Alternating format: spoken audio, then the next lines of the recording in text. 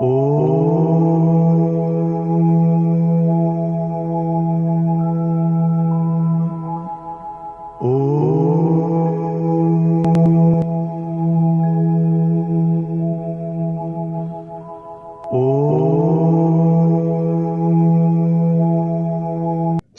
पहले की बात है। प्राचीन भारत के दक्षिण में लंका नाम के एक द्वीप में रावण नाम का दुष्ट राजा रहता था। इसका नीच उद्देश्य था सारे संसार को जीतना और सारे लोगों को अपना दास बनाना। और उत्तर भारत के कौशल राज्य में दयालु राजा दशरथ की प्रजा फल फूल रही थी। कौशल राज्य की राजधानी का सबसे बड़ा दुख यह था कि राजा दशरथ का कोई उत्तराधिकारी नहीं था।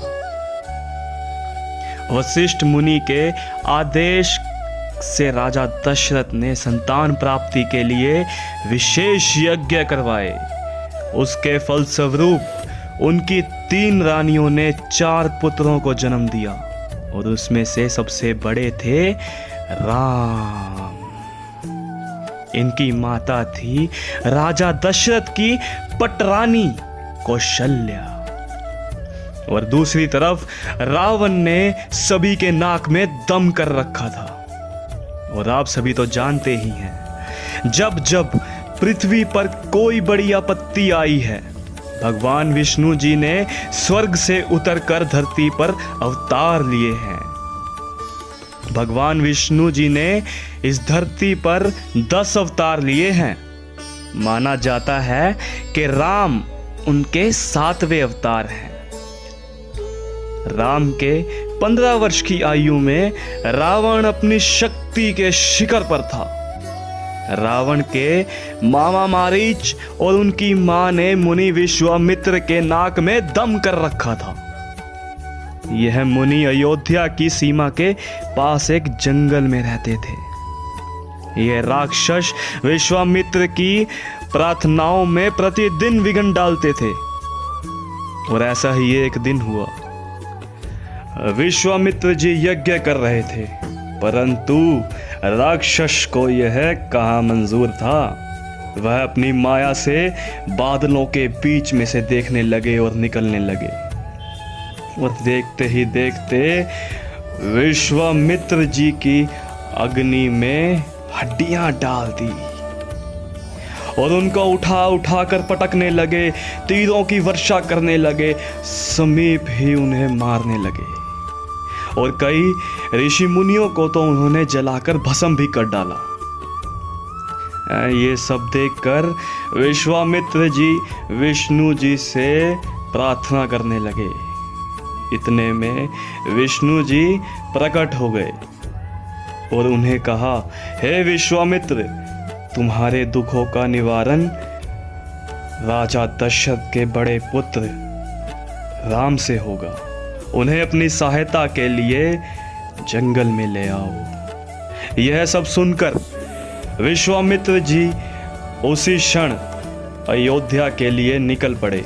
अयोध्या नगरी में जाते ही राजा दशरथ की सभा में विश्वामित्र जी ने खुलकर कथन किया ताड़का का, किस प्रकार वो ताड़का विश्वामित्र जी और उनके मुनिवर को तंग करती है। उनको मारने के लिए उन्होंने श्री राम को मांगा कि वो हमारे साथ चलेंगे और ताड़का का वध करेंगे। इतने में राजा दशरथ जी बोले, ये तो अभी बालक है महाराज, मैं स्वयं जाकर उस ताड़का और उसके बच्चों का वध कर डालूंगा। इतने में महामुनि क्रोधित हो उठे और कहा, ये विष्णु जी का आदेश था, अगर ये नहीं जाएंगे तो कोई नहीं जाएगा।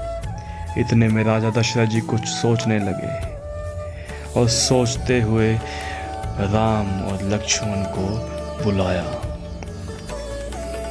राम लक्ष्मण जी आए और मुनिवर को दशरथ जी ने राम लक्ष्मण को सौंप दिया। और विश्वामित्र जी इससे बहुत खुश हुए और उन्होंने कहा, मैं इनका पूरा ध्यान रखूंगा। रामचंद्र जी ने कहा, आपका हर आदेश पिता के आदेश समान होगा। इतने में विश्वामित्र जी खुश हुए और अयोध्या नगरी से चलने लगे। अयोध्या नगरी से चलते चलते जैसे ही वह जंगल की तरफ बढ़ने लगे तो उन्होंने देखा कि जंगल की उजड़ी हालत हो चुकी है। विश्वामित्र जी ने कहा, यह जंगल कभी हरा भरा हुआ करता था, परंतु उस ताड़का की और उसके बच्चों की हरकतों की वजह से यह पूरा जंगल उजड़ गया है। इतने में वह जंगल पहुंच गए और विश्वामित्र जी उन्हें मंत्रों का जाप सिखाने लगे कि किस मंत्र से ताड़का का वध हो सकता है।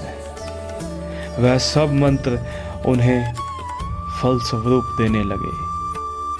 वह मंत्रों का जाप करते करते, परंतु ताड़का को यह कहाँ मंजूर था, ताड़का कहाँ रहने वाली थी। ताड़का एकदम से प्रकट हुई और चिल्लाने लगी, गुर्राने लगी कि बंद करो इसको। इतने में हमला करने लगी ताड़का, वो बाल बाल बच गए सारे। इतने में लक्ष्मण जी क्रोधित होकर बोलने लगे कि चली जा वापस, वरना मेरे बाण के निशाने पे आ। परंतु ताड़का का मायावी शरीर उन छोटे तीरों की कहाँ सहने वाली थी। परंतु लक्ष्मण जी ने एक के बाद एक तीर मारने शुरू किए, परंतु ताड़का भी ठहरी ताड़का।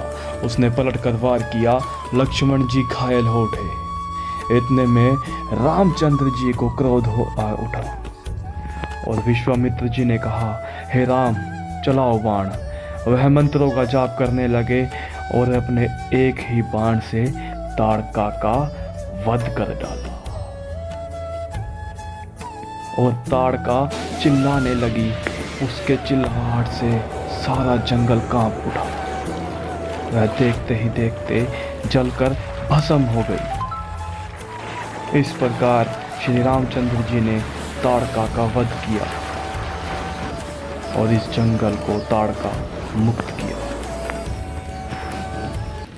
अगर आप सभी को ये वीडियो अच्छी लगी हो तो लाइक और कमेंट में ज़रूर बताएं। अगली वीडियो देखने के लिए चैनल को सब्सक्राइब कर लें।